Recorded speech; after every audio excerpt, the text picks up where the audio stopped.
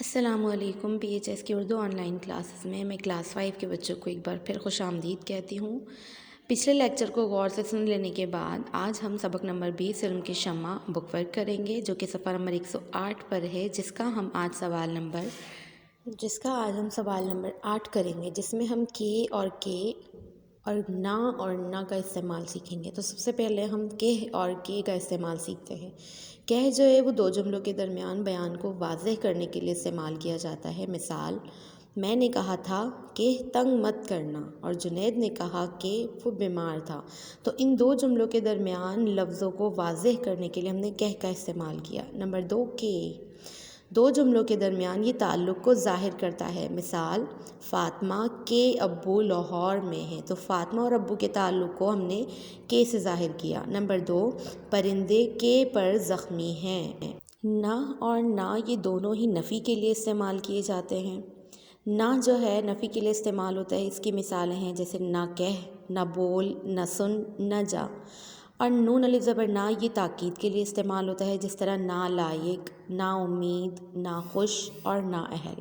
تو اب ہم کتاب میں صفحہ نمبر 108 پر ان مثالوں کے مطابق کام کرتے ہیں۔ چلیں، تو آپ دیکھ رہے ہیں یہاں پر صفحہ نمبر 108 پر آپ کے سامنے ایک سوال لکھا گیا ہے کہ کے اور کے، نہ اور نہ کے درست استعمال سے خالی جگہ کو پر کیجیے۔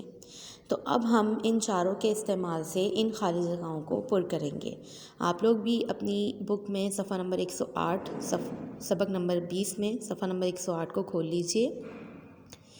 نمبر 1 پر ہمارے سامنے مثال ہے کہ مس شمع نے سوچا کہ، یعنی مس شمع نے سوچا کہ مجھے اب علم ڈیش لیے زندہ رہنا ہے۔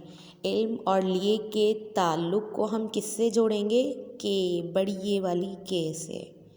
تو یہ ہمارا پہلا تھا، مس شمع نے سوچا کہ مجھے اب علم کے لیے زندہ رہنا ہے۔ نمبر 2، ڈیش لائق ڈیش بنو اور خوب محنت کرو، تو نا لائق نہ بنو۔ نون الف زبر نہ ہم نے تاکید کے لیے استعمال کیا، اور نہ ہم نے نفی کے لیے استعمال کیا کہ نہ بنو۔ نمبر 3، آپ نے کہا تھا کہ، ہم کے جو ہے یہ بیان کو واضح کرنے کے لیے استعمال کریں گے۔ کل اردو کی کتاب لے آنا، تو یہاں پر ایک ورڈ ہے جسے میں نے ایکسٹرا یوز کیا ہے۔ مجھے اندازہ تھا کہ، یہ ہم نے بیان کو واضح کرنے کے لیے استعمال کر لیا۔ اب آپ ڈیش پاس یہ کتاب ضرور ہوگی، آپ کے پاس یہ کتاب ضرور ہوگی۔ تو یہاں ہم نے آج کے اور نہ کا استعمال سیکھا۔ انشاءاللہ اگلے لیسن کی ریڈنگ کے ساتھ ہم دوبارہ ملیں گے۔